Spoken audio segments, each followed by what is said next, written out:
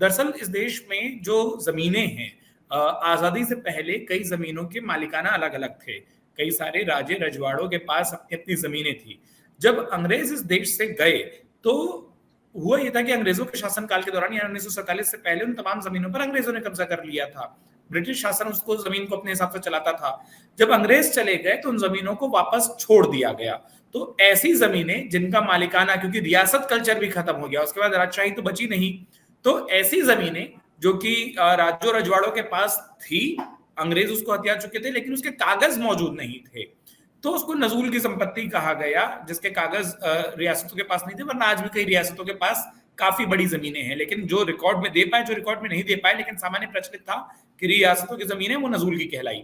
नजूल की जमीनों के साथ होता यह है, अधिकतर जगहों पर जो उसका प्रयोग होता है कि नजूल की जमीनों पर लोगों को बसाया जाता है, सरकार उसमें लीज या पट्टे देती है।